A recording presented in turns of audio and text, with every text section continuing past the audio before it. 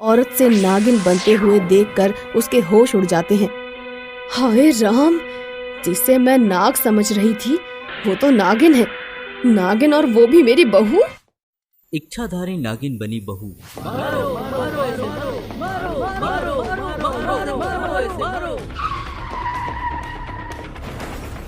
अरे लड़की तो बेहोश हो गई। ये लड़की नागिन है नागिन, हम इसको मारे बिना नहीं जाएंगे। आप हमारे रास्ते से हट जाइए। कोई इसे छूकर तो दिखाए, सबको फोड़ डालूंगा। ये ऐसे नहीं मानेगा भाइयों, चलो पहले इससे निपटते हैं। इस बेचारी लड़की की तो हालत खराब है, इसे घर ही लेकर चलता हूँ। विजय लड़की को घर ले आता है और कुछ देर बाद लड़की को होश आ जाता है। अब कैसी है तबीयत बेटी? ठीक हूँ माँ जी। तुम्हारा नाम क्या है और तुम कहाँ रहती हो? मेरा नाम सोना है माँ जी, और मैं एक अनाथ हूँ। ये कहकर सोना रोने लगती है। रो मत बेटी, इसे अपना ही घर समझो और आराम करो। अब तक तुम भले ही अनाथ रही हो, पर अब अनाथ नहीं रहोगी। सोना पर तरस खाकर सरिता विजय से कहती है, लड़की अनाथ है बेटा, अब क्या करें? ना तो इसे छोड़ सकते हैं और ना ही घर में रख सकते हैं। वो क्यों माँ? क्योंकि इसे घर में रखेंगे तो समाज और जात बिरादरी को क्या जवाब देंगे। तो फिर अब क्या करे माँ? सरिता कुछ देर सोचने के बाद कहती है, लड़की रूपवती और गुणवती लगती है, क्यों ना मैं इसे अपने घर की बहू बना लूं? तुझे पसंद हो तो मैं ये कदम उठा सकती हूँ। तो फिर उठा लो कदम, मैं इससे शादी करने के लिए तैयार हूँ माँ। सरिता विजय और सोना की शादी कर देती है और इसके कुछ दिन बाद ही सरिता को एक नाग नजर आता है। अरे नाग, ये तो बहू के कमरे में घुस रहा है। ये कहकर सरिता भागते हुए घर के अंदर जाती है। बहू, बहू जल्दी से दरवाजा खोल बेटी, तू ठीक है ना? सोना दरवाजा खोलती है। क्या हुआ माँ जी? अभी अभी खिड़की के रास्ते तेरे कमरे में बहुत बड़ा नाग अंदर आया है, मैंने अपनी आंखों से देखा है। पर यहाँ तो मैं हूँ और कोई नाग अंदर नहीं आया। ये सुनकर सरिता सोचती है, नाग तो बहू के कमरे में घुसा हुआ था, मैंने अपनी आंखों से देखा था, फिर कहाँ गायब हो गया और बहू को क्यों नहीं दिखाई दिया?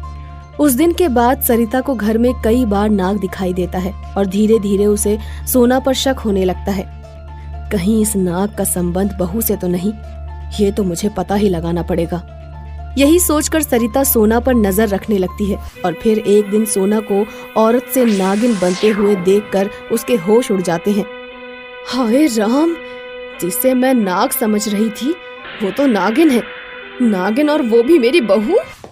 ये कहकर सरिता बाहर की तरफ दौड़ती है और नागिन उसे जंगल की तरफ जाती हुई दिखाई देती है। ये तो कोई पहुंची हुई बला है, देखो तो जंगल में कैसे मस्त हुई झरने के नीचे नहा रही है। लगता है कि मेरा बेटा किसी गंभीर मुसीबत में फंस गया है। ये कहकर सरिता जंगल से लौट आती है और सोना के वापस आने पर उसे अजीब सी नजरों से देखने लगती है। क्या हुआ माँ जी, आप मुझे ऐसे क्यों देख रही हैं? तुम कौन हो?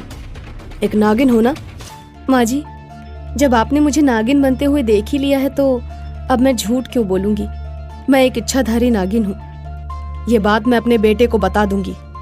विजय, विजय बेटा, भगवान के लिए ऐसा मत करिए माँ जी, उन्हें ये सब मत बताइए।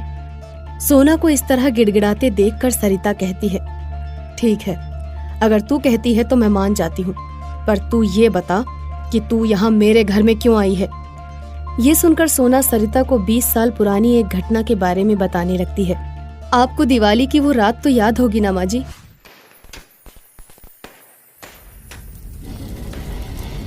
माँ, माँ, जल्दी आओ माँ, देखो देखो, आग में सांप जल रहा है। अरे ये तो नाग है, आग में जलकर मर गया बेचारा। रामू, ये तो त्योहार के दिन बहुत बुरा हुआ, अब इसे ले जाकर कहीं दफन कर आओ। जी मालकिन, अभी दफना आता हूँ। मैं उसी नाग की पत्नी हूँ माँ जी, जिसे 20 साल पहले आपके बेटे ने मार दिया था और उन्हें मारने के बाद विदेश चले गए थे। तो फिर 20 साल बाद तुम यहाँ किस लिए आई हो? मैं आपके बेटे को डसकर अपने पति की मौत का बदला लेना चाहती थी, मगर ये कहते कहते सोना रोने लगती है। मगर क्या? मगर मैंने आपके बेटे की आंखों में अपने पति की सूरत देखी तो मेरा मन बदल गया। मेरे पति की आत्मा आपके बेटे में समा गई है, इसीलिए अब मैं इन्हें नहीं छोड़ सकती। सोना की ये बात सुनकर सरिता सोचने लगती है, घर में नागिन रहेगी तो कभी न कभी तो किसी न किसी को डसेगी ही। इसकी बात का क्या भरोसा, मेरे बेटे को ही डस ले, इसीलिए इसका बंदोबस्त तो करना ही पड़ेगा। तभी उसे पहाड़ी वाले बाबा का ध्यान आता है। आजा, जल्दी से आजा, बच्चे की जिंदगी का सवाल है, जल्दी आ, जल्दी। लो, आ गया बाबा जी। ईश्वर की कृपा से अब तो मेरे लाल के प्राण ही बच गए। पहाड़ी वाले बाबा का ध्यान आते ही सरिता सोचती है, अब तो बाबा ही इस नागिन से छुटकारा दिला सकते हैं। आज ही बाबा को बुलाती हूँ। यही सोचकर सरिता बाबा को अपने घर बुलाती है और बाबा सोना को देखते ही चौंक जाता है। तू तो मणि वाली नागिन है, तुझे तो मैं सालों से तलाश रहा था, आज मिली है, नहीं छोड़ूंगा तुझे। माँ जी, मैं आपके सामने हाथ जोड़ती हूँ, मेहरबानी करके इसे यहाँ से जाने को कहिए। तुझे अपने पिटारे में बंद किए बिना बाबा यहाँ से नहीं जा सकता नागिन। तभी विजय वहाँ आ जाता है और सोना रोते हुए उसे सब बता देती है। सोना की बात सुनकर विजय को बाबा पर बहुत गुस्सा आता है। बाबा जी, चोला महात्मा का और काम हैवान का, क्या इस मासूम पर आपको दया नहीं आती? बेटा, एक नागिन को घर में कैसे रख सकते हैं? चुप करो, नागिन नागिन नागिन, अब ये मेरी पत्नी है और मैं इसके बिना एक पल भी नहीं जी सकता। विजय की ये बात सुनकर बाबा के दिल में प्यार और इंसानियत का झरना फूट पड़ता है। उधर सरिता को भी सोना पर तरस आने लगता है। बेटा, हो सके तो मुझे माफ करना, मणि के लालच में आकर मैं हैवानियत पर उतर आया था।